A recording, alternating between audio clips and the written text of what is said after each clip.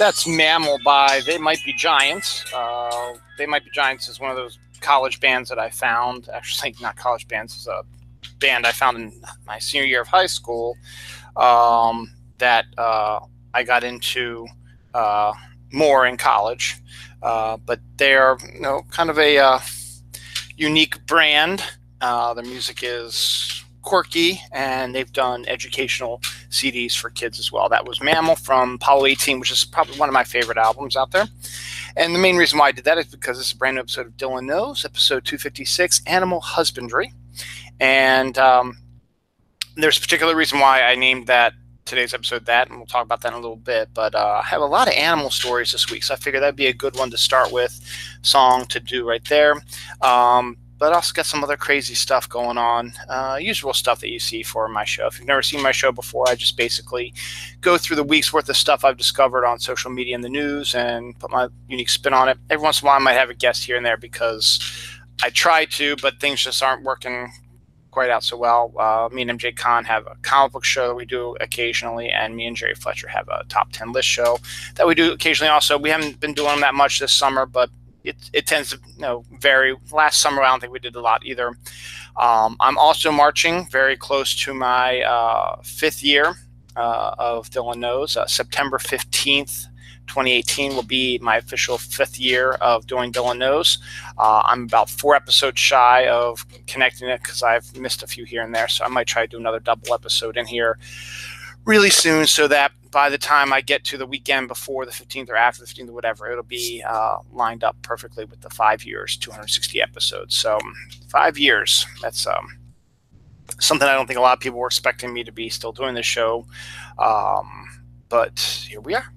But let's talk about some other stuff we got going on today. So we've got some stories about Jimmy Buffett, Marilyn Manson, archaeologists, amphibious cars, animals, mile-long crevices, mysterious orb cube, or sorry, mysterious cubes, and as I said, beer, a couple of deaths here and there. Particularly the most famous one is John McCain. We'll talk a little bit about that, but there were other couple this week as well.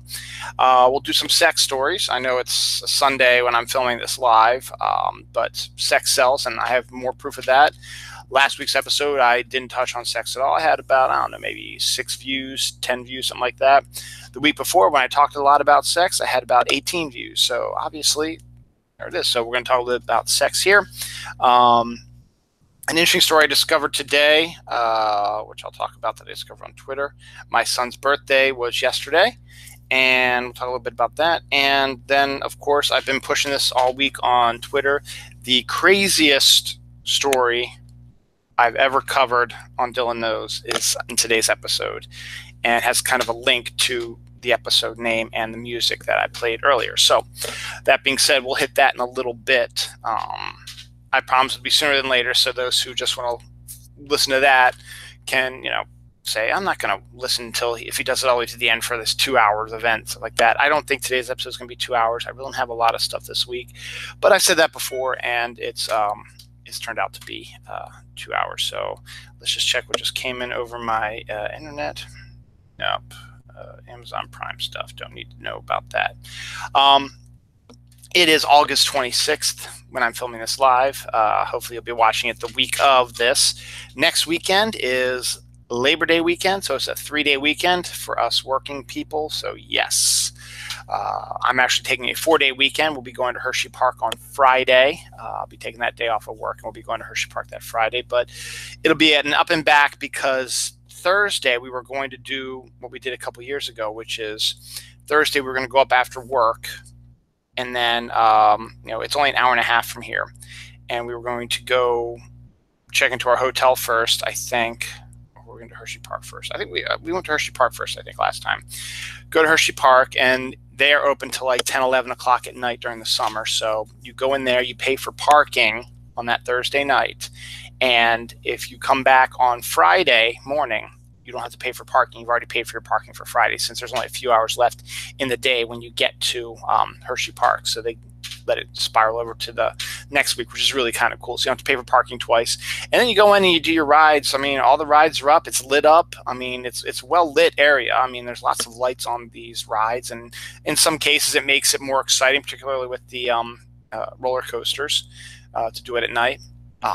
And then we would have gone back to our hotel and then slept. And then early in the morning, we'd come back and hit Hershey Park all day and then go back home. But we're not going to be able to do it this year because Thursday is my daughter's 6th grade orientation. Basically, she's doing a half a day of school. She's got to go in at her usual time by like 7:50, and she stays till about 12:30. And she goes through her class schedule. She'll find where her locker is. She'll find where her classrooms are. She'll meet her teacher. She'll probably get where her desk is. Maybe even get a syllabus here and there to find out what we're going to be covering this year. And it's also back to school night at my son's elementary school, which is weird because they usually do that right after school starts, which is next week after Labor Day. But this year they're doing it beforehand. And then there's also like an adult orientation at the middle school as well on Thursday. So my wife is taken off that day. So all the timing for it is like when I'm not back from work yet. So she's going to have to take the brunt of that. But in return, I'm driving up extra early with them on Hershey Park. I'm driving them up early on Hershey Park Friday, and I'm driving back late that night. So I'll be tired as well. So it evens out. So it should be a lot of fun. So 4-day week this week for me. Interesting week. We're only going to let the kids do about 2 days of camp this week, and then Dawn's taking the last 3 days off of the week to just vacation, and so we don't have to pay for an extra week of camp like we've had to the last 2 years because of the dumb governor. We're not going to talk about that right now. And then, you know what, Labor Day happens, and then guess what? The school year starts, and we're in September. And September means fall, and September means a lot of cool stuff is coming. So I'm excited about that. So that's what's going on there. So without further ado, let's start off this week's episode of Dylan Knows with some information. I thought this was on The Onion. And this story came over the wire last week, so I didn't mention it on my show last week because I thought it was from The Onion. But then I saw other people were retweeting it and posting it as real, and then I actually read the article. I was like, okay, yeah, this is real. So I'm going to share it now. Jimmy Buffett, we all know Jimmy Buffett. He is going to be opening a Margaritaville themed retirement home. He's already got Margaritaville restaurant, so now he's doing a Margaritaville themed restaurant. Or rather, retirement home, because, I mean, I guess he's been around for so long that those people who grew up watching him and all the parrot heads who are getting older also eventually going to need a place to have retirement home. And why not continue with your Margaritaville life with your Jimmy Buffett retirement home? So, hey, that's good on that. So, hooray on that. Sticking with musicians, this was last week. All the stuff that I'm getting ready to tell you right now was early last week. Marilyn Manson collapsed during a concert in Houston. I haven't heard anything more about that, but he seems to be okay. But still, it's always scary when in the middle of a concert, the person who's performing collapses in the middle of it. You don't know what's going to happen. If they're going to die, if they're going to live, if they have a serious illness, something's going to happen. So it must have been kind of weird and kind of scary for them, and for Marilyn, of course, as well. Archaeologists who were exploring a rural field in Kansas discovered a lost city. So it's a rural field. They're trying to see if they can find any existence of Native Americans from the past, find some other stuff archaeologically speaking, and they discover a lost city in the middle of Kansas farmland. So to be continued, they just found it, so it's now a big deal for these archaeologists now, because all of a sudden their small little minor archaeological dig has now become a massively huge archaeological dig and historical, and pretty good for them. So good on them, and keep going, archaeologists. You never know what you're going to find. A mile-long crevice has appeared overnight in Africa. I mean, literally, it was like a mile-long cut in the ground, and no one really knows what's going on with that. That's kind of scary, because at the same time, the Ring of Fire, which is the Pacific Rim area, has been undergoing unusual amount of earthquake activity recently. And add on that the Hurricane Lane hitting Hawaii, which is kind of weird that they keep calling it Hurricane Lane, but when you're in the Pacific, it's usually a typhoon. but it's called Hurricane Lane, and I haven't heard about it today, so it's either passed over Hawaii with not a lot of problems, or it's going to hit. I'll have to follow up on that. I don't exactly know what's going on. I mean, I haven't seen anything on Twitter. I mean, John McCain's death has pretty much been dominating Twitter right now, but you shouldn't sleep on a Hawaii hurricane if it's a massive one. I mean, there was nothing in between it and landfall, just except for water to build it back up. Let me just see if there's anything in the news. Hawaii hurricane. Let's see what's going on. The latest from the Hawaii hurricane. Hurricane Lane, hurricane swamp with flooding after hurricane. So it's Hawaii with biblical rain. So I guess it's already gone through. Rains from, 6 minutes ago, rains from Lane winding down, but not before Lane becomes third wettest tropical system on record and could challenge a former Hawaii hurricane for the #2 spot.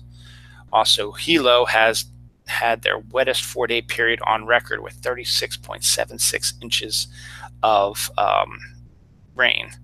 And then Hawaii's daredevil surfers grabbed their boards to ride hurricane's epic waves. Makes a lot of sense, I guess.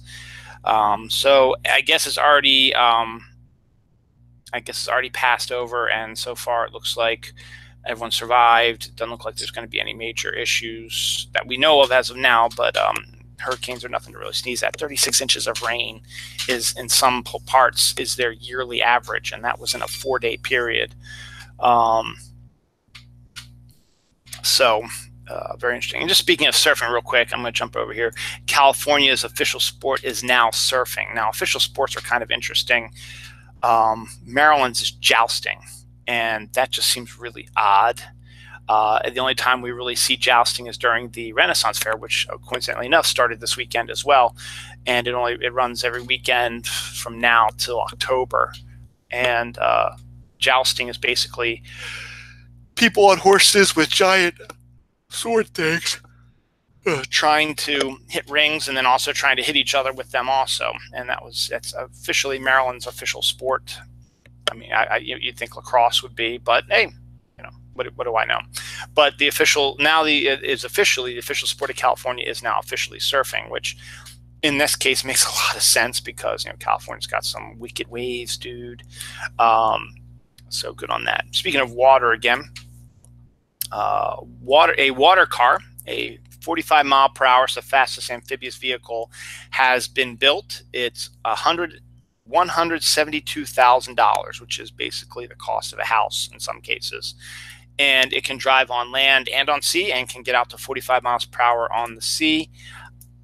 I guess it's a good idea to have amphibious cars in case you run into some flooding, or if you want to you don't want to cross a bridge, instead rather cross the water. And that's kind of cool also, to drive a car over water is kind of neat. And considering $172,000 to get one, I can see why. It's up there with last week's transforming car the Japanese have built. So I guess it's kind of cool that cars are still at the forefront of trying to get created and stuff like that, and have some good, interesting stuff coming up.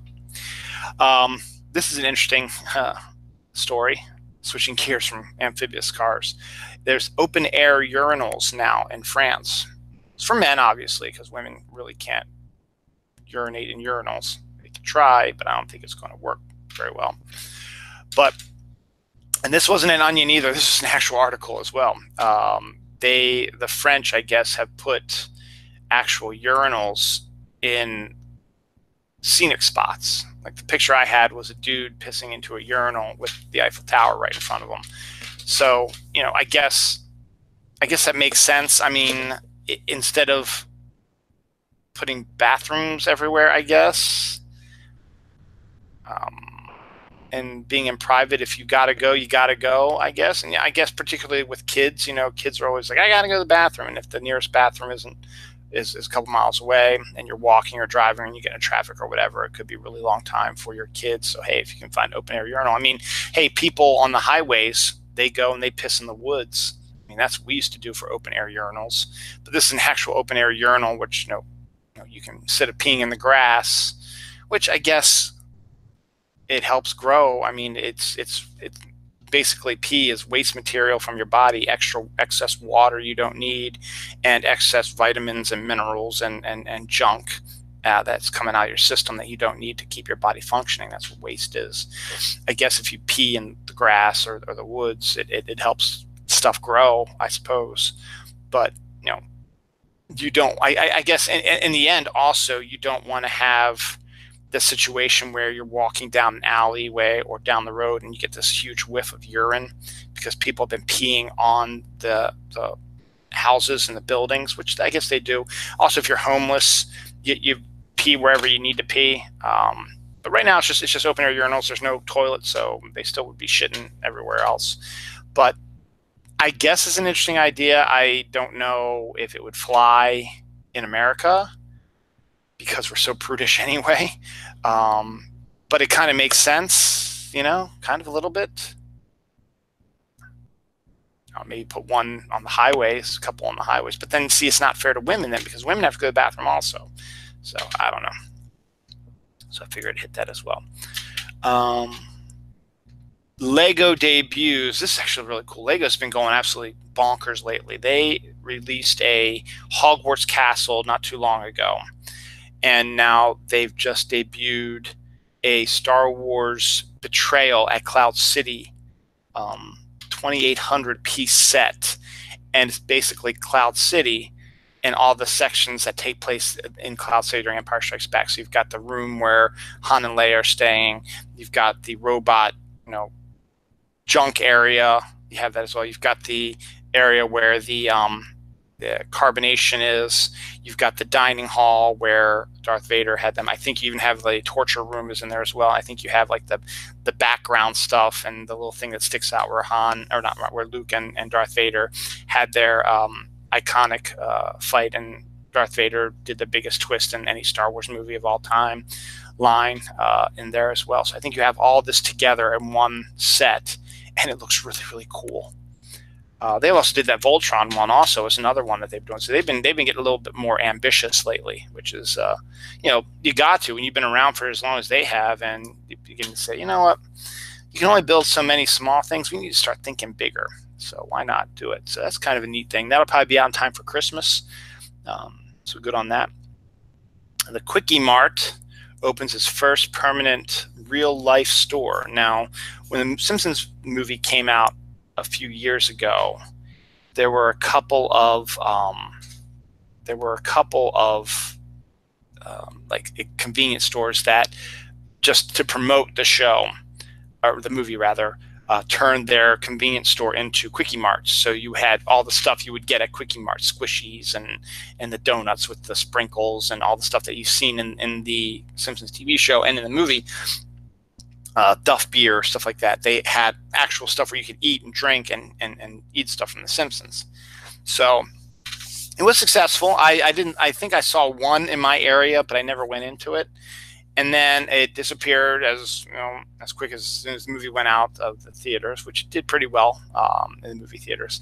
But now, because I guess it was such a good idea and people have been clamoring for it, the first one has opened. I'm not exactly sure where it opened up, but it is now officially open, and it could be the first one of many. So who knows? There might be a Quickie Mart around the corner from you eventually, which has squishies and the donuts and the Duff beer and stuff like that. So we'll find out. Well, not Duff beer here in Maryland, because you can't sell beer in convenience stores here.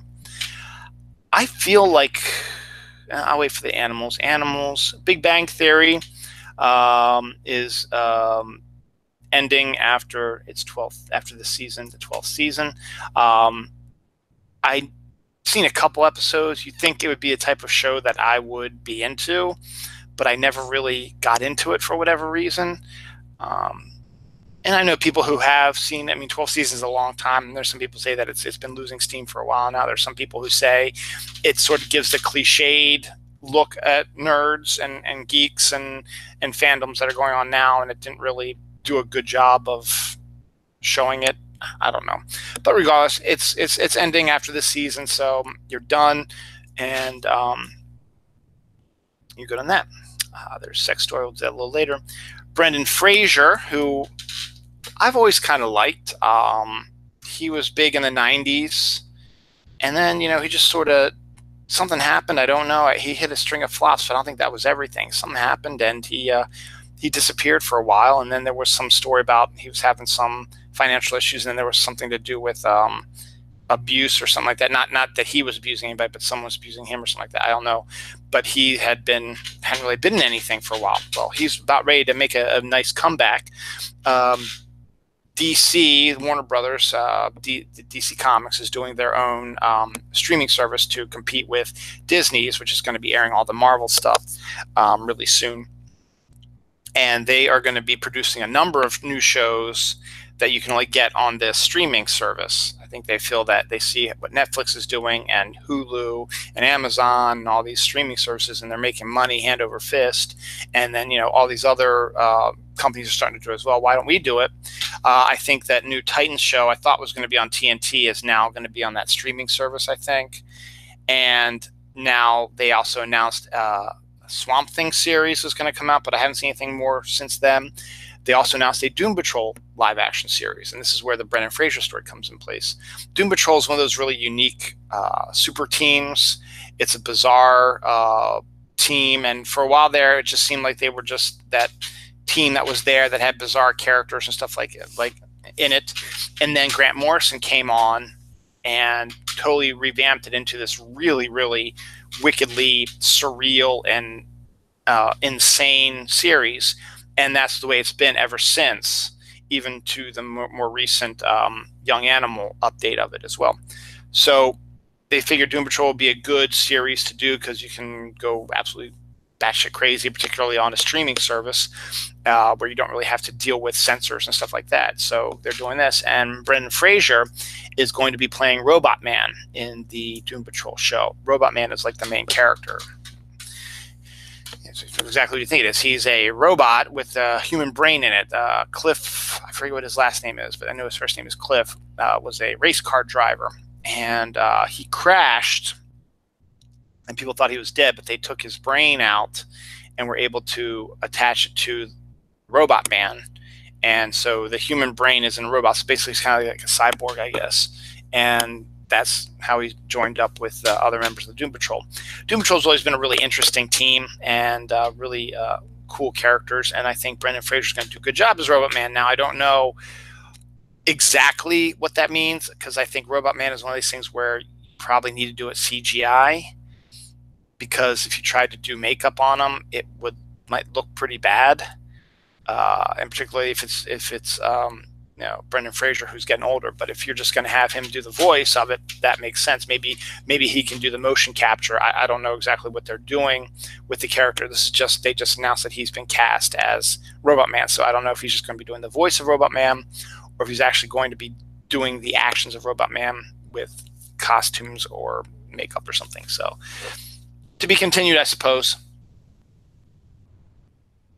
Okay. Glow-in-the-dark wrappers. Halloween's right around the corner, as I said. It's August 26th today. Let's see. Fall begins on the 22nd, 23rd, somewhere around there of September. So it's about a month away. And then after that, you've got all of October, and pretty soon Halloween is going to be all over the freaking place. And they want to keep doing different things every year. So this year, to up the ante on Halloween stuff, and this is actually a good idea, and it surprised me that it hasn't been done sooner.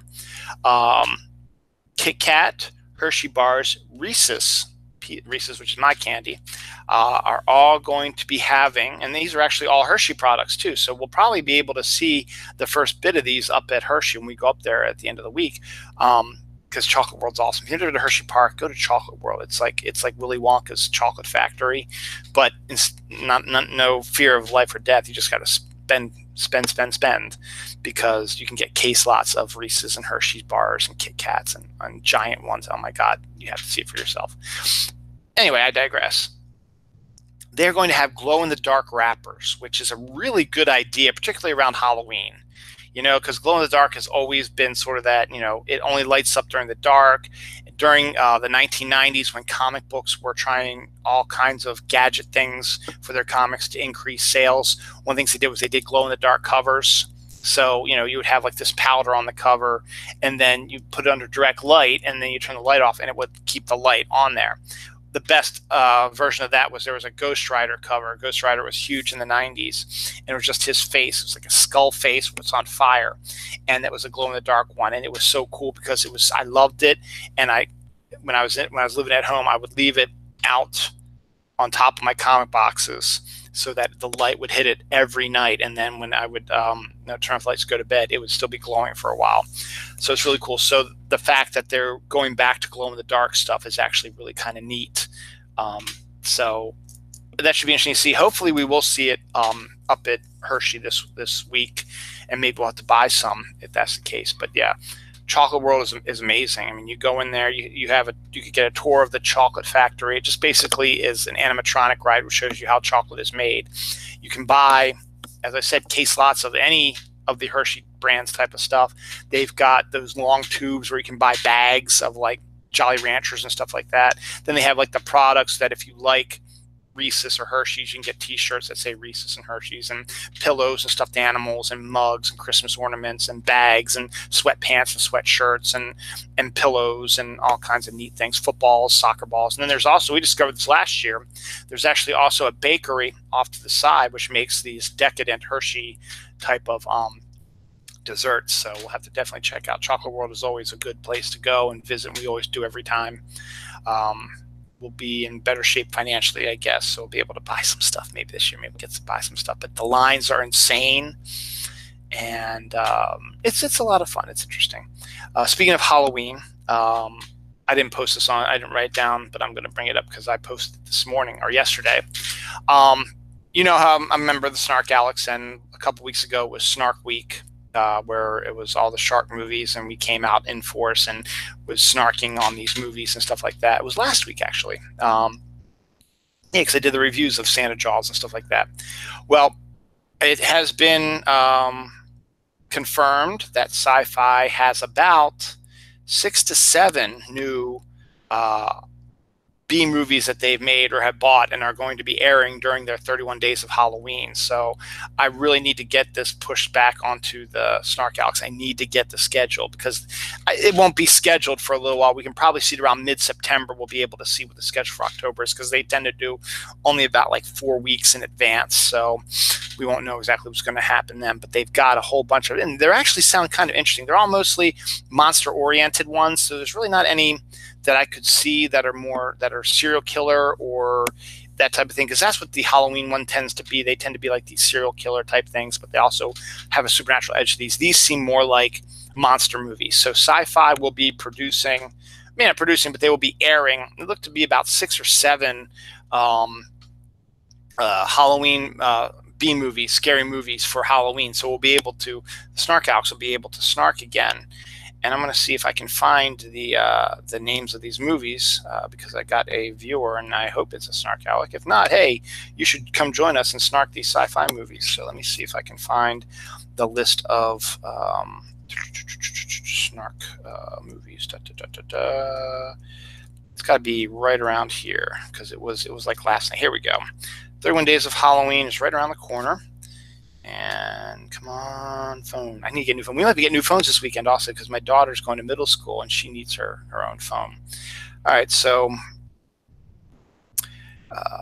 we have tons of spooky content coming your way as part of Sci-Fi's 31 Days of Halloween. In addition to the debuts of Van Helsing, Z Nation, and Channel Zero, we have the perfect movies for many successful Fright Nights. Check out the films below. First up, we have Killer High. Sabrina's perfectly planned high school reunion goes south when a monster keeps killing all the guests. No Escape Room, which actually is really cool. Let's just say the details are so scary we can't even type them. So, you know those escape room games that you can do. This is probably something similar. So that might be like a Saw type of movie, I guess. El Cucuy, C-U-C-U-Y. A teenage girl confined to her home on house arrest soon discovers that the nightmarish urban legends of the Mexican boogeyman El Cucuy are actually true. That one sounds pretty cool. You could be the killer. A camp counselor suffering from memory loss finds himself in the middle of a horror movie massacre based on the viral Twitter story by Chuck Wendig and Sam Sykes. You could be the killer. Dead in the Water, the story takes place on the Nereus, a 50-year-old icebreaker salvaged by an idealistic crew on a mission catch illegal fishermen. On chase, the crew finds themselves well off course and bearing down on a body mysteriously floating in the middle of the Devil's Sea. Superstitious or not, the team soon discovers they've rescued a deadly creature feeding on the lifeless body. The new mission, kill or be killed, and preferably before they hit land. And the last one is Karma. When recent college grad Manny has trouble making ends meet, his father-in-law offers him a job evicting delinquent tenants. Manny soon finds himself unleashing a karma demon which stalks him at every turn. So there you go. That's the sci-fi movies that will be debuting on Halloween. And some of them sound pretty actually interesting and good for the Snark Alex to come and take a look at in the October. And if you're a non-Snark Alex, hey, come on out and snark with us. It's always a blast to come out and see new faces and get new versions of humor, because some of the funniest stuff you've ever read is on these 10 things. So good on that. Let's see. Animal. The Jets, the New York Jets, the football team, football season is starting to wrap up soon. They got one more preseason game coming up this week.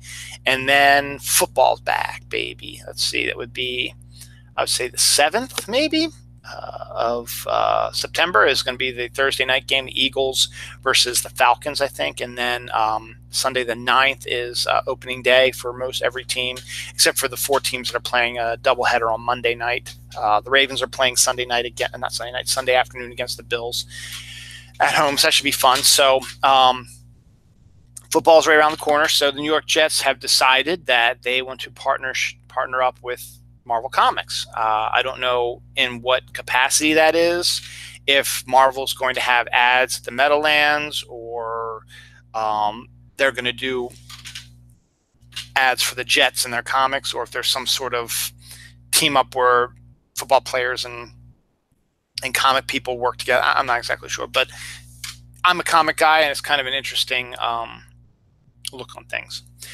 Traffic was so bad in LA Friday, I guess it was when I wrote this down. People were ditching their cars and going to a food truck that was on the highway with them and getting food. Now, that's a fun little story, but on the side note, the reason why there was such bad traffic in LA was it was a tanker truck accident that killed a few people. So lost in the story is the fact that some people were killed, but the fact is it's an interesting story about, you know, what people do when they're trapped in traffic for a while and they're not moving, and hey, there's a food truck. Or I think I read somewhere the food truck discovered that was going to happen, so they drove up, and I guess they used illegally the shoulders and stuff to get there so people would come and buy their food for them, so they'd be hungry because they don't know how long they were going to be, you know, in their cars. So they were actually literally getting out of their cars and walking over, ordering food, getting it, and eating it in their cars while they're waiting for the lanes to open up. I would never, ever want to attempt to drive in LA because I heard it's the worst traffic in the country. Baltimore has some pretty bad traffic, but I don't think anywhere near really as bad as Los Angeles. And ooh, that's not good. I'm getting a tickle in my throat. End of summer cold, I guess. Maybe there's something to the fact that you sleep with fans and you get sick, because I've been having the fan on every day, I think, this summer. So I did that one. Speaking of knives, this is what drew my attention. This is something I never knew about, and this makes me kind of go, ugh. The poop knives.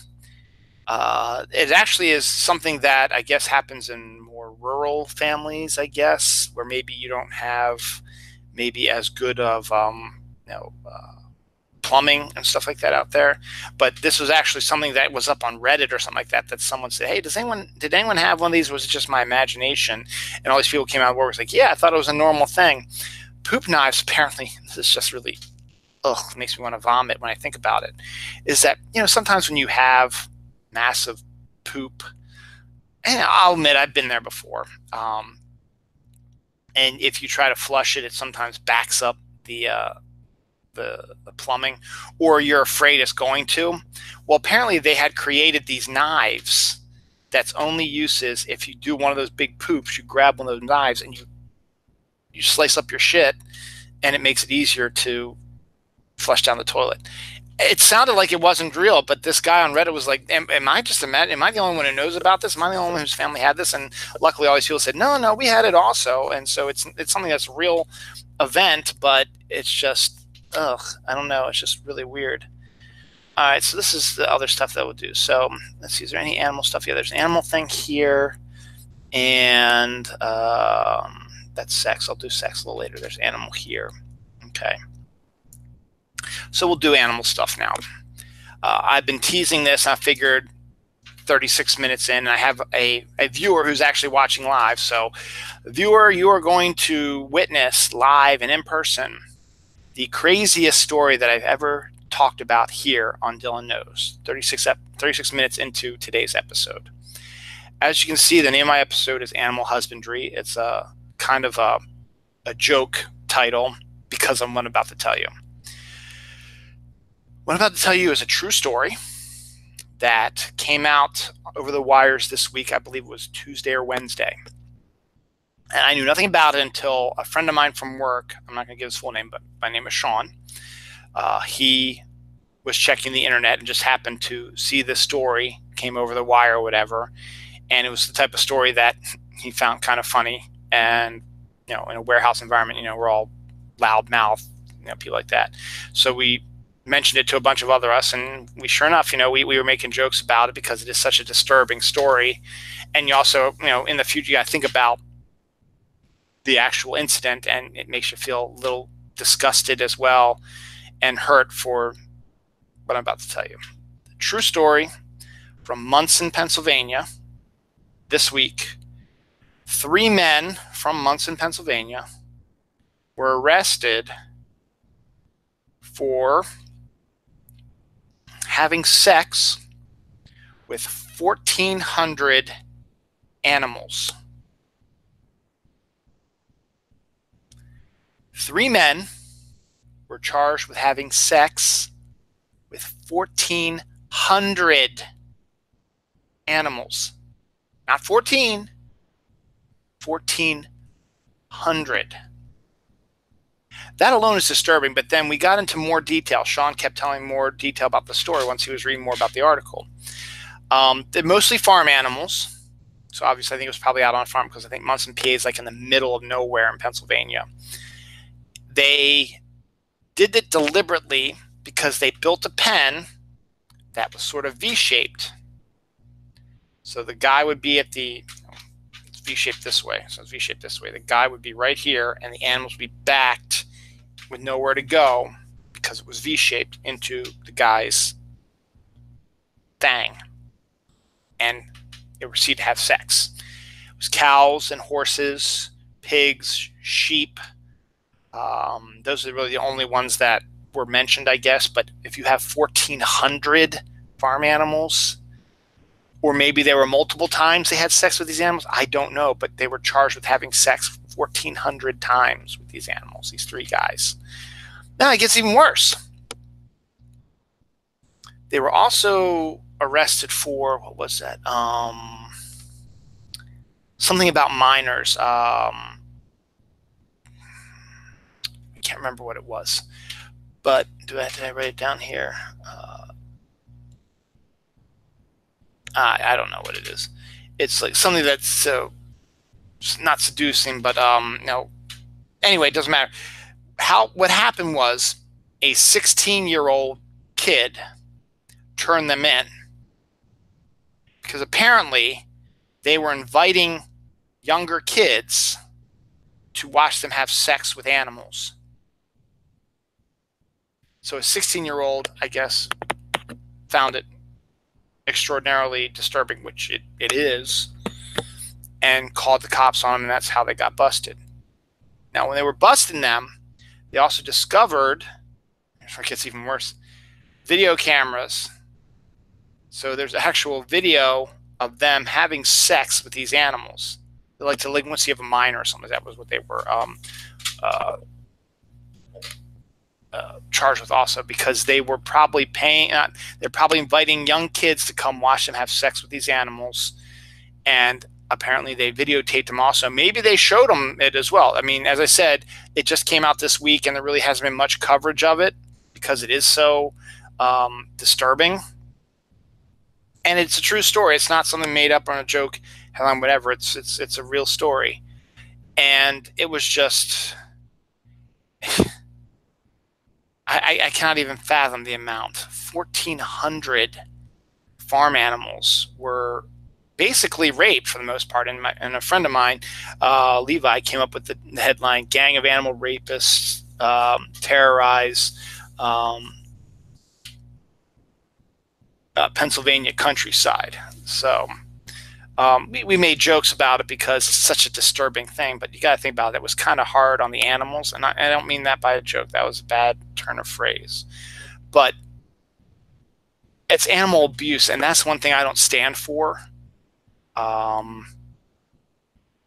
it makes me sick to my stomach. So there you go.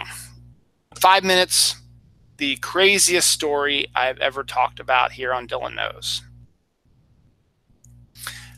Just absolutely weird, and maybe we'll get some updates on it down the line, but 1,400 farm animals basically raped by these three men, sometimes in full view of young minors, and apparently were videotaped also. Freaking weird story, and very disturbing also. So that's the most disturbing story I've ever talked about here on Dylan Knows. So if I get another one, it's going to take a lot to beat this one. So this might be the craziest story you're ever going to see on Dylan Knows. It is the craziest one in my 5-year history, obviously, but yeah, it's up there with the woman who claims to be having a sexual relationship with a ghost. That's another one. I talked about that one last week. But we're going to start, as I said, we had a bunch of animal stories. It was weird. Not only this one, but a whole bunch of, some of them are better, I promise. Animal stories came out this week. Actually, a lot of them are better than this. I mean, there's not much more you can do. There's nothing that's any worse than this story. I can tell you that. You're only going up from that point. Much like the Cleveland Browns, they were 0-16 last year, so they can only go up. So if they win one game, they were better than they were last year. So that's besides the point. I think I might have talked about this story before, but I don't remember. So since I was doing an animal-themed show anyway, I figured I'd bring this up again. The newest thing teens are doing now, they're smoking scorpions. I think I did talk about this one. They did scorpions, I guess, and they crush them with a pestle thing, and then you wrap it up in a cigarette and you smoke it. I don't understand the significance. I guess it's because of the poison that scorpions have, or it's just because people are stupid. Well, obviously people are stupid, but do you get a high from the poison? I mean, it's not, the poison I don't think is strong enough to kill you, but still you're inhaling a poison, and I don't know if that's going to mess up your head, and maybe it's a special type of cigarette that's on par with the effects of marijuana. I don't know. I'm not going to smoke scorpions, but apparently it's a thing. So this isn't about real animals, but I think it was PETA was going against this, and they animal crackers are now no longer going to have the animals in cages on their boxes. Now, if you ever got an animal cracker box, it's like a circus truck, and all the animals are in cages, and you open the box up and you're eating animal crackers. For the longest time, this is the way it's always been, but now this new batch of, I guess, protests by PETA and stuff like that has made the box have them not be in cages anymore and have them free roaming. I'm okay with it. There seems to be an abnormal amount of people who are freaking out over the fact that PETA is so stupid that they are protesting fake animals in cages on the boxes of animal cracker cookies. That disturbed a lot of people. I don't get it. So they're free and roaming. So what? What's the big deal? It's animal crackers. You're not even really looking at the box. You're opening the box and you're eating the animal cracker cookies. Who cares about the box? You know, you open it up, you pour some out, you throw the box away. You don't keep them stacked up. So, oh, look at all those animals in cages. So wonderful. No, what's the difference? I think it's mostly because it's the whiny little bitches out there who are like, oh, they're changing everything from my childhood. It's awful. There's no, why are they doing this? This is so stupid. Why are they protesting fake animals? So like that. I've got nothing. And to be honest, I don't care. It's animal crackers. All right. I don't really even eat animal crackers. And plus, you get there are all types of different types of animal crackers now. You get the ones in those boxes, but now you get the big giant bins. So if you just want animal crackers, you get these clear bins. You get a giant box of them. Boom, you're done. You're happy. You know, what does it matter? It's a container that the cookies came into. So I don't understand. Cats protect your home from ghosts and evil spirits. Now, I kind of believe that. I mean, hell, Stephen King wrote a book called Cat's Eye, or a short story about it called Cat's Eye, or maybe it was the movie. He wrote just the movie, but it's basically Cat's Eye is a really neat movie. It's 3 different stories that has the same cat through all 3 of them, and he's intertwined in the story in some form or another. And the last story has the cat protecting his owner, the child, one of the children, his child, from a little troll that's been coming and stealing their breath. And they were blaming the cat for doing it because there are, those things that cats, are evil. They're the ones that are stealing your breath, not these little, and they're evil and they shouldn't be in the house, that type of thing. There are people who truly believe that. And, well, in this movie, they had a troll actually be the one that was stealing people's breath, and the cat was protecting his child, human child, from it.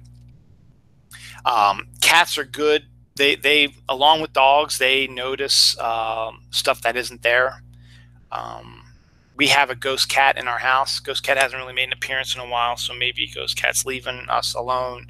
But that's not really an evil cat. So Jinx, our cat, doesn't really care. Just every once in a while, might see her go, and then she gets down and maybe meows once or so, like, so she senses something's in there. But it's not evil. But I would believe, everyone has this theory that, with cats being witches' familiars, that they are evil. There are a bunch of people out there who believe cats are evil. There are people out there who believe black cats are evil and stuff like that. But there are also a group of people who believe that animals do protect you from the supernatural and demonic creatures. And I you know what? I can buy it. Cats are the perfect killer. They're small, fast, compact. They got sharp claws, big teeth. They're like lions and tigers, just miniature-sized ones.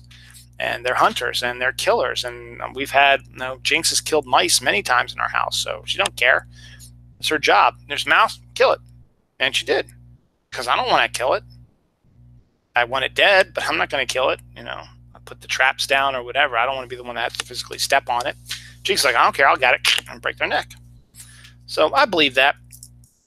So remember that, because we're getting close to Halloween again, and people are going to start freaking out over cats again, them being evil, particularly black cats. Cats are not evil. I don't care what you say. I know people like dogs better, but you know what? I'm more of a cat person anyway. This is a good story. More proof that cats do protect you. This is your big cats, though. It's a sad story. It begins as a sad story, but then becomes a nice story at the end. A 12-year-old Ethiopian girl was kidnapped and beaten by a bunch of men who were trying to threaten her to get her to marry them. Now, Africa has these weird things that happen. It's their culture.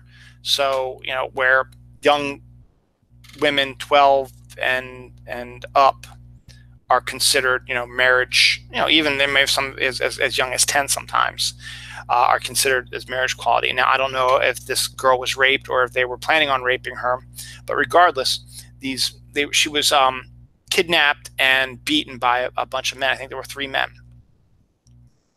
But then one day, I guess when they were outside with the girl, moving her to another place, whatever, 3 lions appeared. Remember, this is in Africa. 3 lions I mean, not just little lions, big, massive male lions with the manes. They appeared and growled and were threatening to the 3 men who kidnapped the girl, and they ran away, leaving the girl by herself.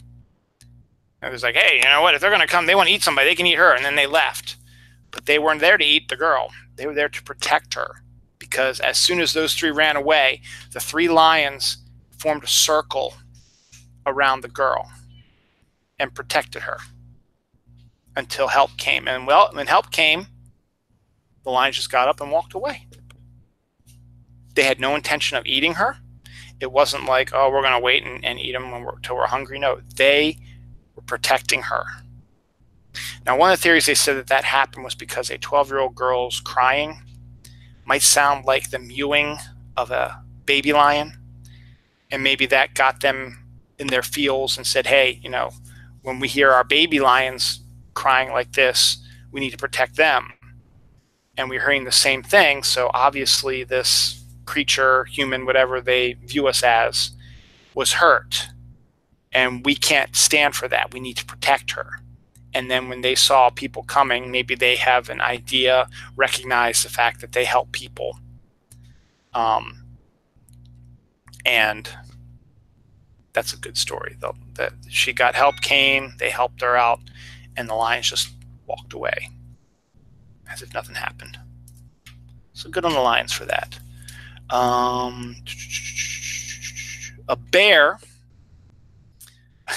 this is actually kind of interesting, made it into the Stanley Hotel lobby. Now, the Stanley Hotel is what the Stephen King book The Shining is based upon.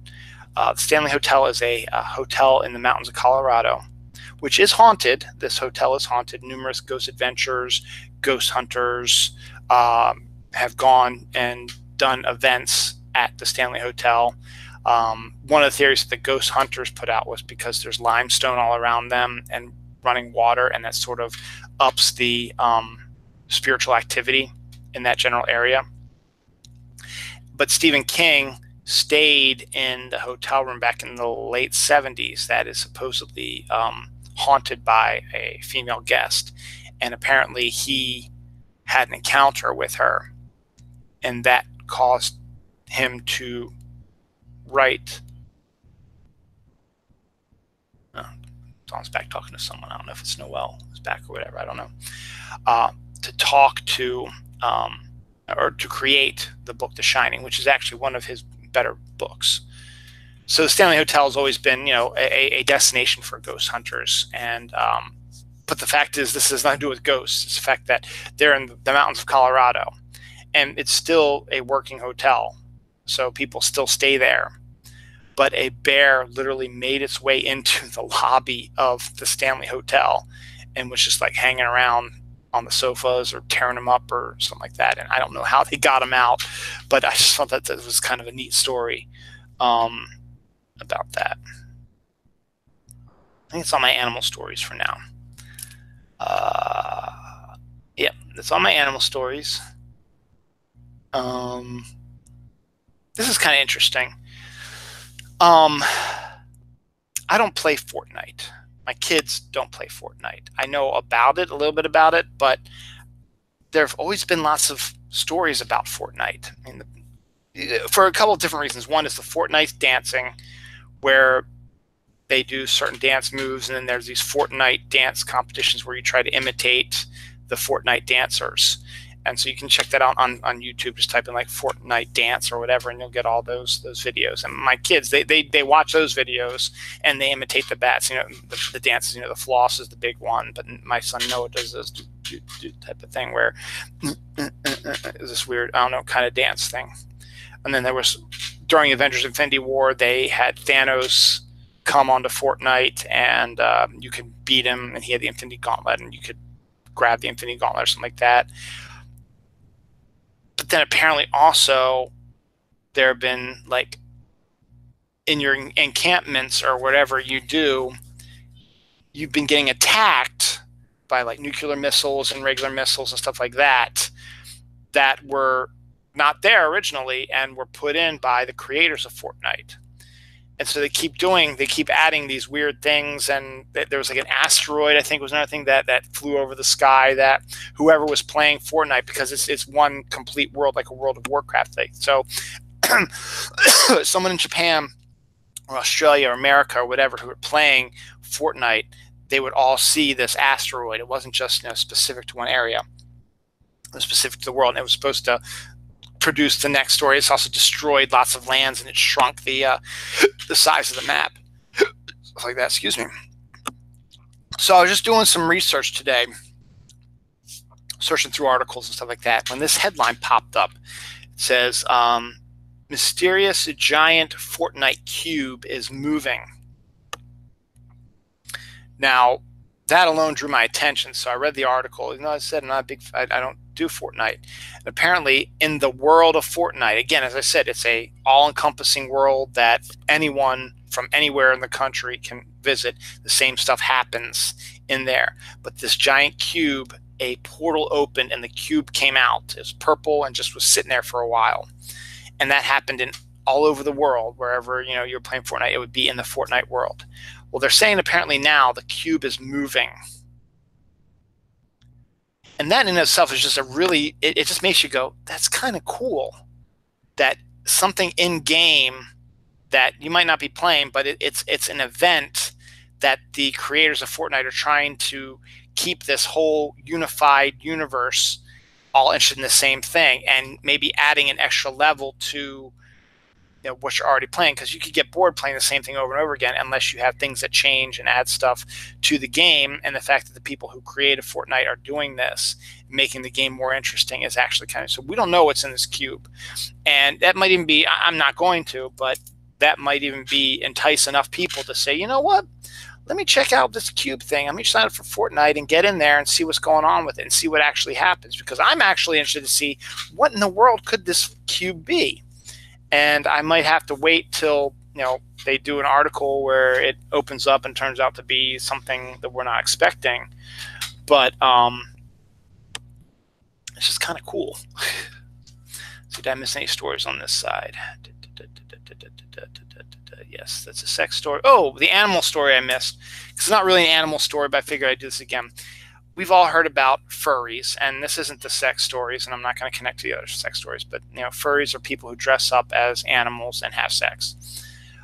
This isn't really that, but there are people who dress up as animals and do weird things, and this is one of them. This is the sheep play event. And I just saw the pictures of it, and I really don't know much more about it than what I saw in the headline, but it was a bunch of people dressed up as sheep, like all down on all fours and acting like sheep. And this is like some sort of play event where people, everyone who has a liking of dressing up as sheep are coming to meet in one area, almost like a convention, and doing their sheep play. I don't know what it is, but it just seemed like something that would fit in my show. I don't have that much left. I might do a little bit over an hour, and then that'd be it. And I'm going to be done. Jon Snow of the Game of Thrones will be getting his own beer called King of the North.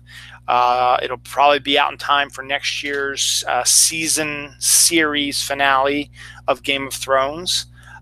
Or you can get it now and try it out now and then buy it when the time comes to watch the last 6 to 8 episodes, whatever it is, of Game of Thrones, because Game of Thrones is ending next year. Yep, 2019. So fans of Game of Thrones, I'm sorry. I've never really gotten onto Game of Thrones, so I can't feel your pain at this time. But hey, you've got Watchmen that's going to take its place. As you can see, I'm being sarcastic because I think the Watchmen TV show is kind of a bad idea, but hey, that's just me. What do I know? Speaking of comics, Russ Heath, old school artist from the 60s and 50s who drew mostly war and romance comics, passed away this week at the age of 81, I believe. And so it's always interesting to see the comic book writers and artists who've known him and have worked with him and looked up to him coming out and giving their their condolences, stuff like that. Russ never really did superhero comics. He was more the realistic type of comic book artist, and that's fine because there was, a period of time where those were, huge money-making things. And Russ is one of those guys like, Joe Kubert, who was always, he did some superhero stuff, but he's always going to be better known for his more war and stuff like that. But while researching Russ's life a little bit, an interesting thing came across. And I want to mention this because this is kind of an interesting story, and I want to read more about it. I just did a real brief overview of it. So as I said, Russ is into war stuff and is really good at drawing realistic war scenes, stuff like that. Well, one of his panels he did for one of the war comics, it's an explosion or something. I actually haven't seen what this is based on, but I probably should when I do my check-in on a little bit. The famous, hugely popular, famous, worth a lot of money, Lichtenstein. He's one of those famous artists up there with Picasso and stuff like that. He's one of, or Andy Warhol, people that artists that one of their paintings would be worth millions of dollars, stuff like that. Apparently, Lichtenstein stole one of Russ Heath's panels, war panels, explosion or something like that, used that like as a background and added his own spin onto it. And it became a Lichtenstein worth a Lichtenstein amount of money. It's considered one of the popular Lichtenstein paintings of the era. And Russ Heath saw nothing, not a dime, from the popularity of this Lichtenstein painting. And Russ, was helped out by, there's a group, I forget what it's called right now, but it's a group of people that, they help comic book artists if someone steals their stuff, their lawyers and stuff like that, to try to get, some sort of settlement done, stuff like that. I don't think it quite worked out this way. I think they lost the case, but the fact that a hugely famous artist like Lichtenstein felt it necessary to steal a piece of comic book artwork and turned it into one of his Lichtenstein masterpieces is quite distressing. In fact, that he didn't offer anything to Russ Heath on that. So as I said, I got to do a little bit more research on that, but it's kind of a dick move, don't you think, by Lichtenstein? And also Robin Leach died. Caviar Dreams and Salsa Nights or whatever, the guy who hosted Lifestyles of the Rich and Famous, had that specific voice that whenever you heard it, you knew exactly who it was. And, he died recently as well this week. So people pass away all the time. We'll talk about another one that passed away. The big one this week, John McCain, representative, ran for president a couple times, never won. He did go up against President Obama in 2008 or 12. Might have been 12. It was 2012. He went up against, it was 2008. So 2008 or 2012, he went up against President Obama for the presidential election. So he was the Republican nominee, and Obama was the Democratic, and they won. Obama won and beat John McCain. It was the year that John McCain had Sarah Palin as his vice president to try to entice the state of Alaska to vote for him and give him those delegates. But McCain, while being a Republican, he was always an old school Republican, the way that the Republican Party should be. Well, they had their certain beliefs, and I might not have agreed with a lot of their beliefs. It was nowhere at all like the Republican Party is now. In fact, McCain was denouncing the way his Republican Party has been run lately, and has made an enemy of Der Fuhrer president, so much so that he's not inviting that idiot to his funeral. It said he's not coming to my funeral. He's going to instead have the two people he ran against. Obama, for the presidential win, is going to make a keynote speech, a eulogy at his funeral. This is what he requested before he passed away. And George W. Bush, who he ran against in a primary, he's also asking to come and do a eulogy as well. Two people that he actually had reason to maybe have antagonism with. George W. because he was trying to get the Republican nominee, and George W. ended up beating him, and Obama, who beat him at the presidency. But that shows how much more respect he had for those guys than the current Fuhrer in House. So good on him for that. He was a war hero who was captured and tortured for 4 to 5 years, brutally, mercilessly. He came back out and survived. And even though he had disagreements and didn't have the same beliefs as like Democrats and other Republicans, both Democrats and Republicans considered him a friend because he was an old school, partisan good guy who would always protect you. I think one of the most interesting things I saw was at a rally during the presidential race he had against President Obama. An old woman said something like she doesn't trust Obama because he's an Arab. Now, yes, someone pointed out that McCain should have said, well, not Arabs are not bad, Arabs are not bad, but he didn't. But the fact is, this woman was comparing his opponent to an Arab and didn't trust him and was not a good person or whatever. And John McCain, who he was going up against in the presidential election, didn't protect him, but said, no, you're wrong. Obama, President Obama, Barack Obama, whatever, is a American citizen, a loving family man, a good guy. He could have easily, said, yeah, you're right, he's awful. You need to vote for me and not him. But he didn't. He believed in fair play. And again, yes, I understand he probably should have said other stuff when this racist woman talked to him. But at the time, he said what he had to say. So I don't really have much to say about McCain. I thought he probably would have been a better president than W. But that just didn't happen. I definitely wasn't voting for him over President Obama. But I still thought he was a good, decent politician, public servant, and he passed away of cancer. So that's the big story. You're going to see a lot of this for the next couple of days or so, and then it'll start to die down a little bit, and until maybe the next person wins. Jimmy Carter's not doing too well right now. Tim Conway is not doing too well right now. So those are two that potentially could be passing away very soon as well. So we'll see what happens. Hopefully they both will continue to live a long life, and hopefully everybody will remember Representative McCain as who he was. Even though you might not agree with his politics, you had to agree that this guy was actually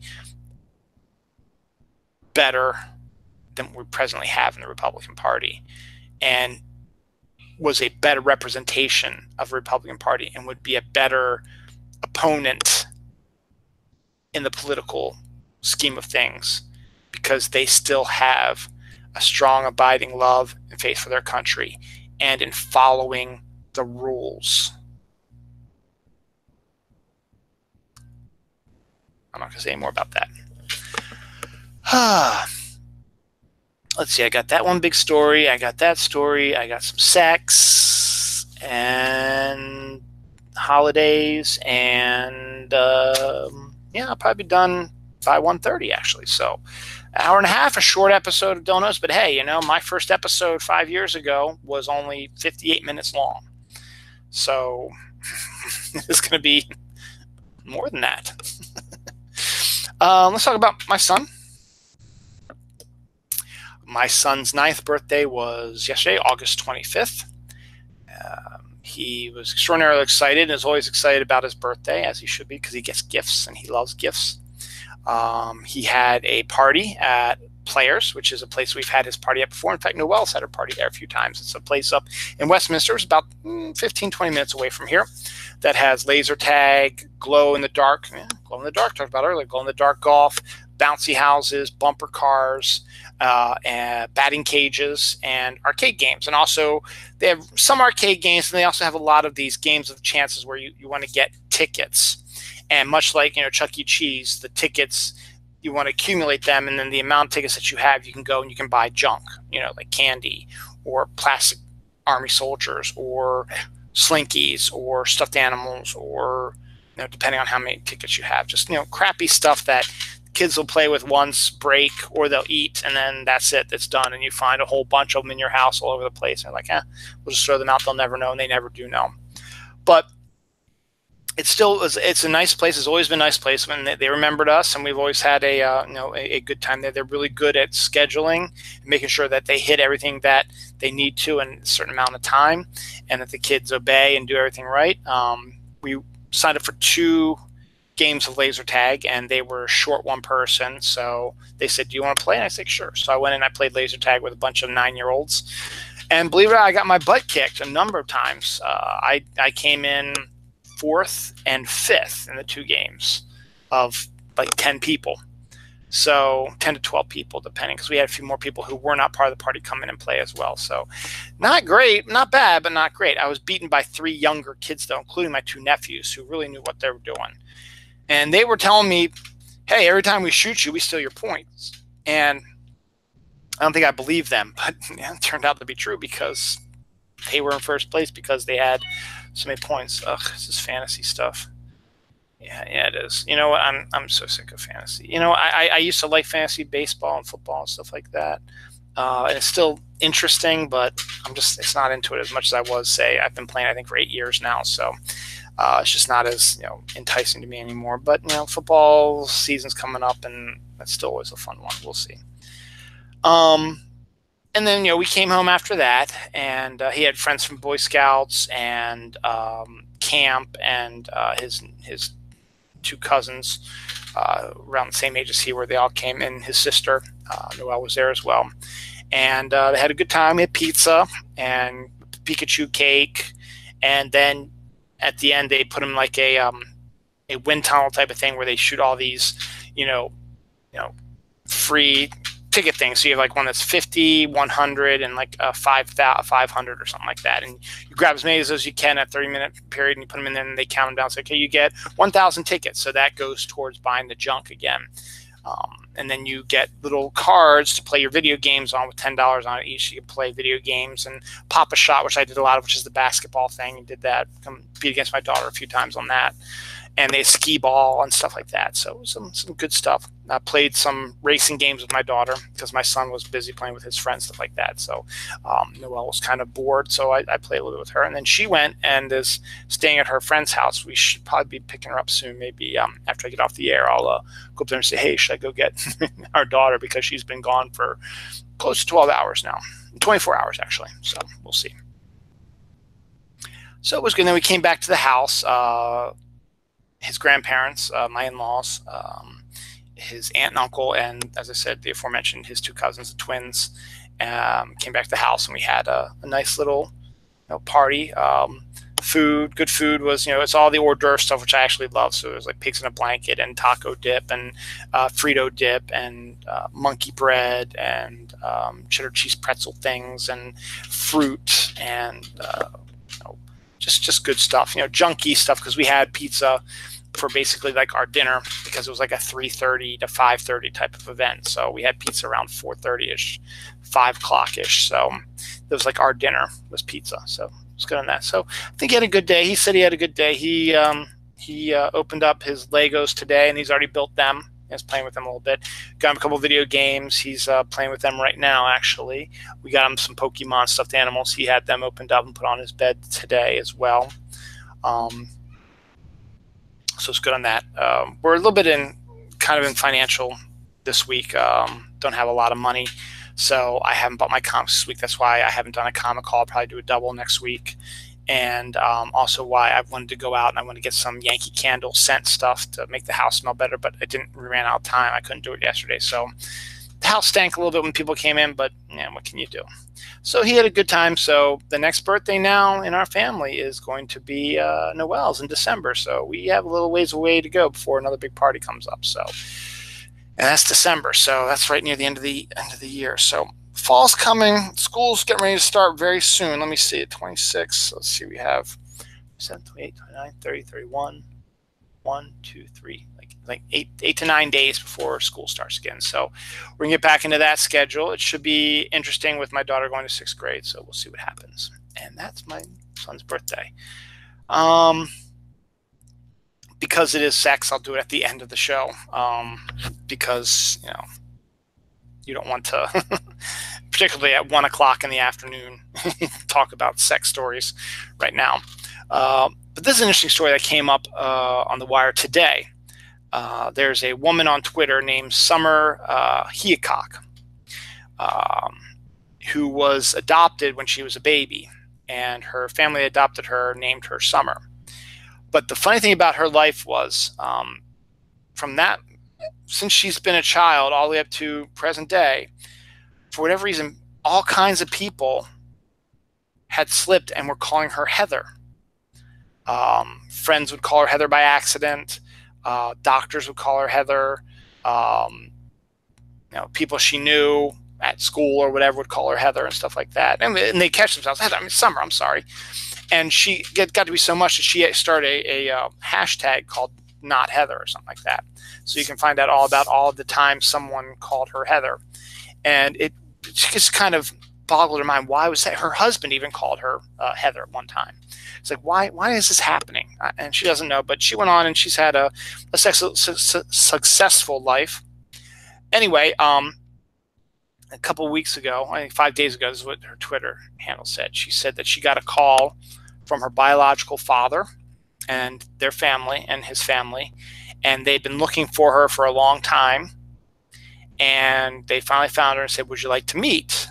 And she's like, "Okay, that sounds good." So she went, she met her biological father and her biological family.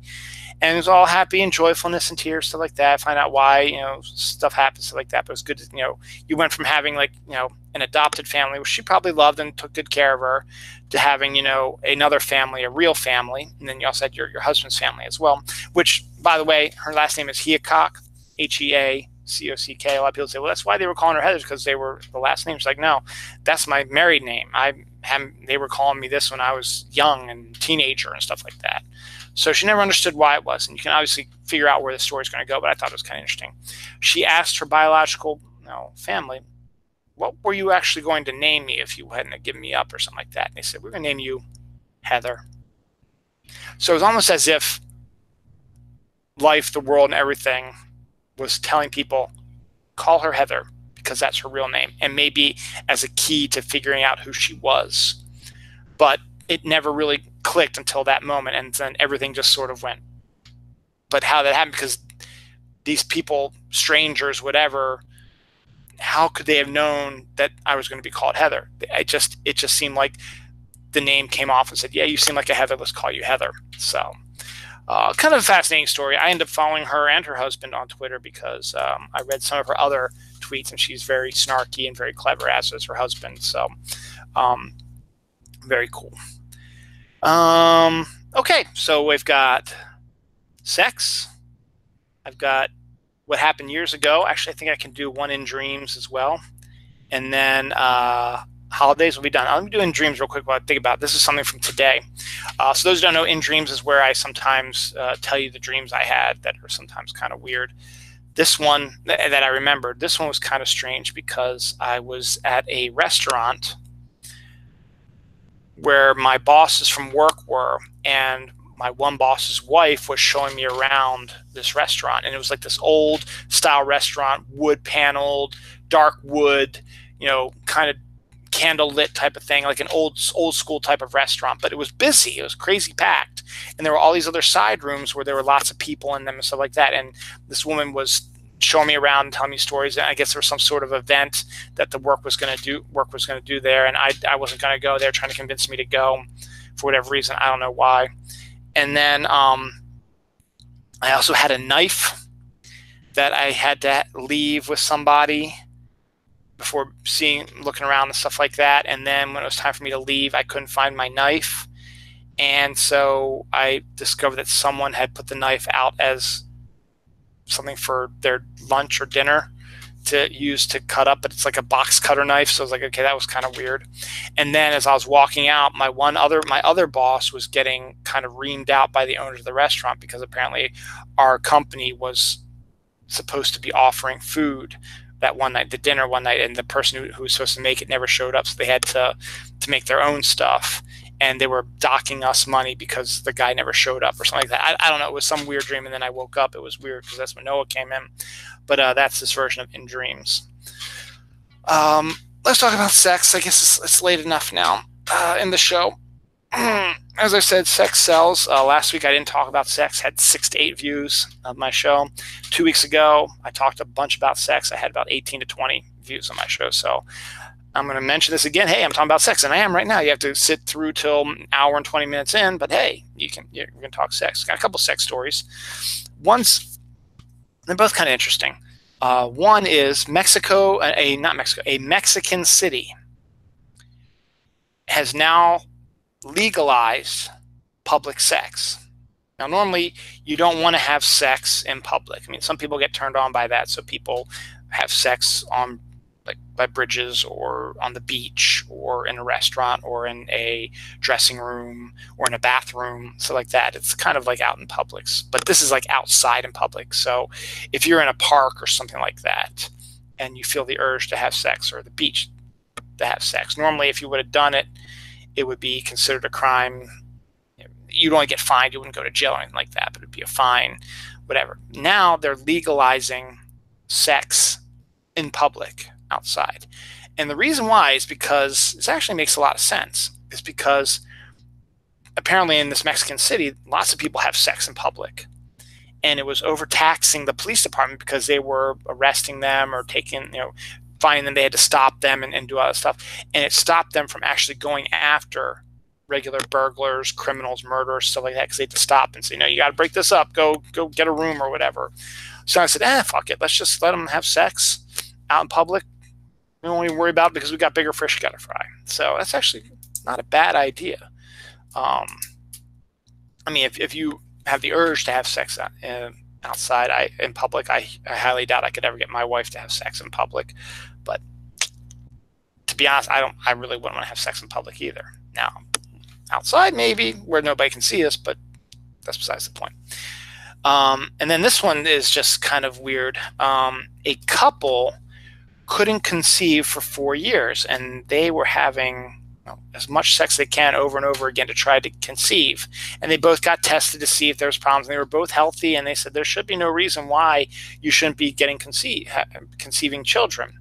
Till they went to this one other doctor who was really digging into it a little bit more and was trying to figure out exactly why this would happen to a perfectly healthy couple who has a healthy sex life and doesn't use birth control or whatever. Why aren't they getting pregnant? And they discovered that this couple was having anal sex, which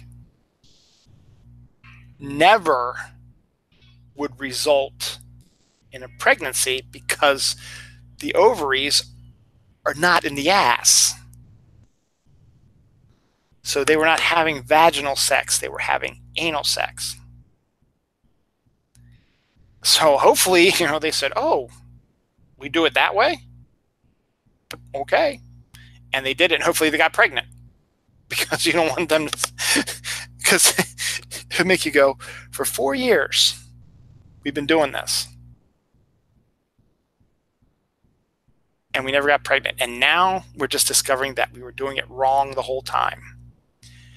Maybe that's why we need better sex education. Maybe that's why we need a Planned Parenthood or something like that. Because it's not just about abortions. It's about getting birth control and helping those who are pregnant and women's health as well, which is why you shouldn't go against Planned Parenthood. And maybe also we should have better sex ed in schools, and maybe not necessarily teach it in elementary school. Maybe middle school would be a better way to put it in. My daughter had a little bit of it at the end of the year in 5th grade. And my wife is scientific, so if my daughter had any questions about it, my wife would answer it truthfully and honestly.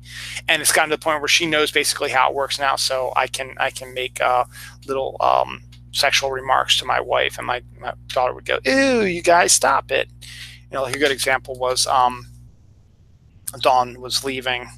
We were all like in the family room, and Dawn was leaving, and says, "Okay, I'm gonna throw on some clothes and do this like Pokemon raid or whatever." Okay, sounds good. When you get back, I'll help you take off your clothes. And my daughter was like, "Ew, Dad." But that's those types of comments I make or stuff like that, just to get a reaction out of my daughter, is fun, and I'll be able to do that for a little while. But for 4 years, having nothing but anal sex, and then lamenting the fact that, why aren't we getting pregnant? And none of these other doctors that they went to who were checking them out, they never connected the dots till they came to this person who connected the dots. Weird story. So as I said, hopefully they got pregnant, and that'd be the end of that. So 4 minutes left. I was going to cover anniversaries, holidays, and then, hey, a nice quick episode of Dylan Knows. You can enjoy the rest of your your weekend. Next weekend is the holiday weekend. Dirty Dancing is 31 years old this week. Blade is 20th anniversary. Blade is basically considered to be the one that started the modern comic book, kicked off the modern comic book movie craze. Now, Batman and Robin with Arnold Schwarzenegger and George Clooney, all that, is considered to be the one that killed it.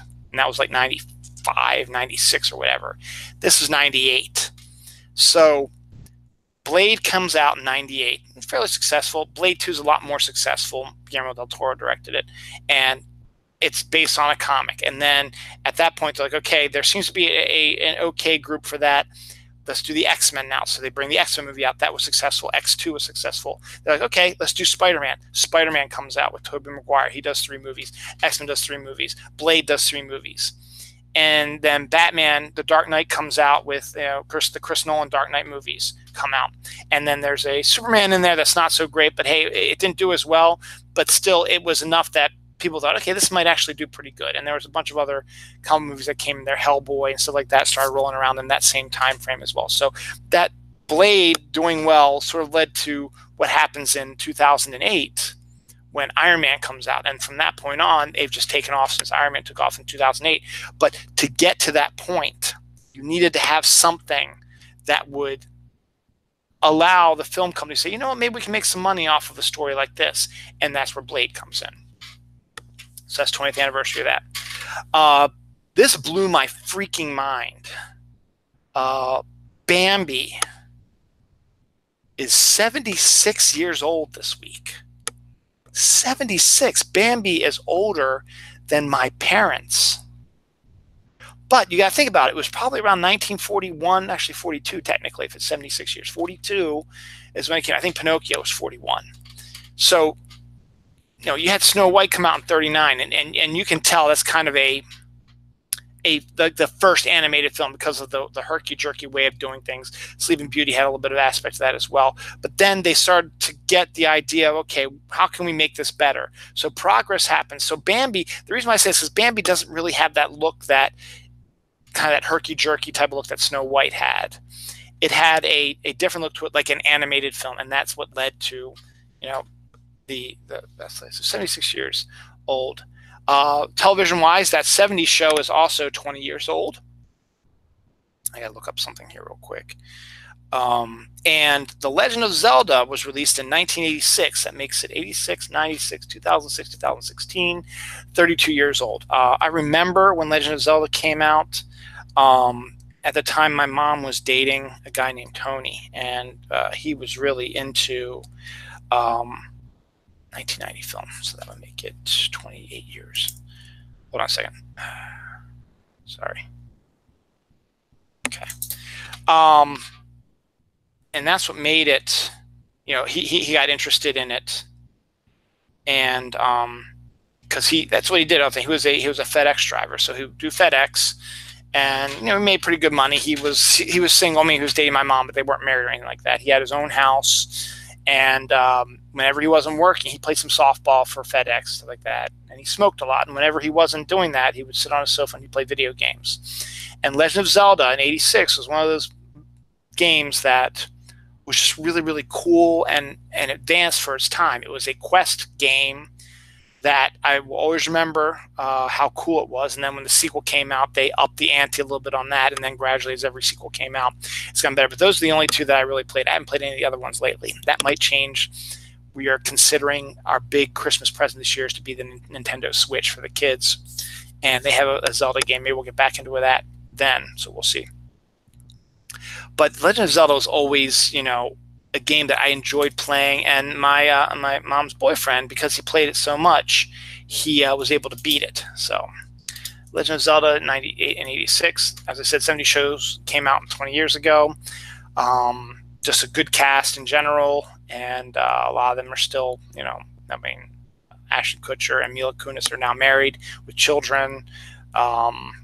And everyone else has moved on to other things. And finally, we have The Witches, which is 28 years old. They're remaking that, which is a shame. Jim Henson had a hand in this as well, and it's based on the Roald Dahl book. It's actually really interesting. Angelica Houston plays the Grand High Witch, and I think Mr. Bean, Rowan Atkinson's the other famous actor in that movie, and that's it. Everyone else is just British that I don't really know all that well. I think his grandmother was someone famous, but not like who you would know probably. But they're doing a remake of that, which I'm not a big fan of. We'll see how that happens, if that happens. My daughter hasn't seen it yet, and I'm planning on doing some sort of Halloween movie marathon with her sometime down the line. That might be a movie I might throw in there for her. Take a look, because I think she might like that one. So there's that. And the last thing we're going to do is we're going to do our holidays, and then we're going to get the heck out of Dodge. A lot of interesting things came up this week, so I'm going to do a bunch of the holiday stuff right now. Clear. A few days here and there. Check. iDay. There we go. Boom. All right, so this is from checkiday.com, which is a website you can go to, or follow them on Twitter at checkiday. Today is the 26th, August 26th, is Make Your Own Luck Day, Musical Yoga Day, National Cherry Popsicle Day. It's National Dog Day, so if you have a dog, go out there, do stuff with your dogs. You still got time. It's only 1:30 right now. National Toilet Paper Day, National Web Mistress Day, Sacrifice Our Wants for Others' Needs Sunday, and Women's Equality Day. That was today. Yesterday was my son's birthday, August 25th, but it is also Kiss and Makeup Day, National Banana Split Day, National Park Service Founders Day, so it's 101 years old. So go to your local national park as well. That'd be one before they're all gone, because of their furor in the White House is slowly but surely destroying that. National Secondhand Wardrobe Day, National Whiskey Sour Day, Pony Express Day, Speak Kind Words Saturday. The 24th is Can Opener Day, International Day Against Intolerance, Discrimination, and Violence Based on Musical Preferences, Lifestyle, and Dress Code.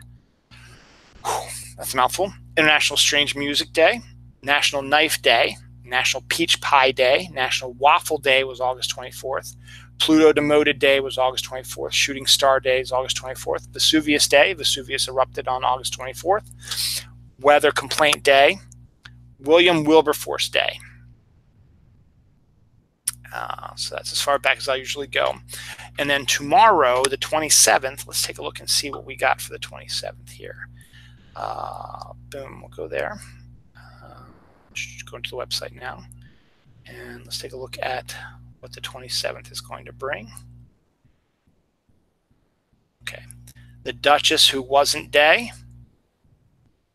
Just Because Day. Kiss Me Day. Motorist Consideration Monday. National Banana Lovers Day is tomorrow, the 27th. National Petroleum Day.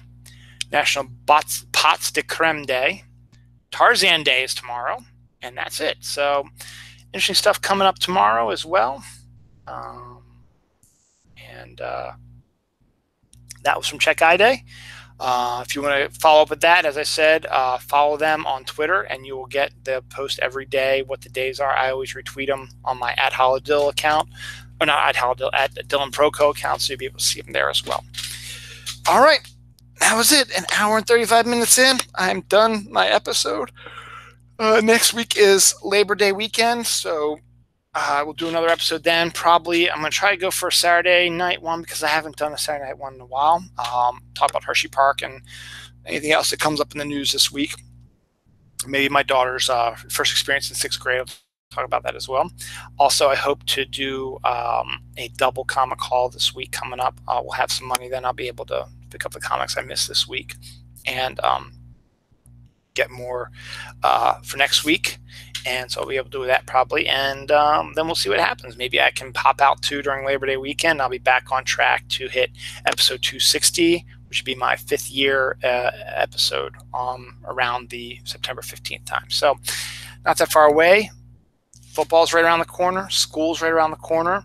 Fall's right around the corner. So we're getting to that point of time where it's the dog days. We got to get through this stuff and then we'll be okay.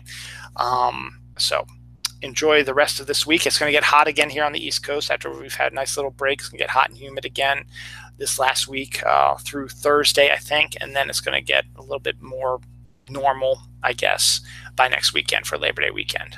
Rain possible all weekend, however, up here on the Eastern Seaboard. As for you guys, hopefully everything's going to go good for you guys. Do any last minute vacationing. If your kids are back to school, I hope they're having a good year so far. And hey, come on back and watch the show next week. And thank you, my one viewer who's watching, for watching. And hopefully we get more viewers because, yeah, sex sells. And I talked about sex today. Still not the craziest story of the day. That one belongs to the men who had sex with 1,400 farm animals. Craziest story of Dylan Knows History. Hands down.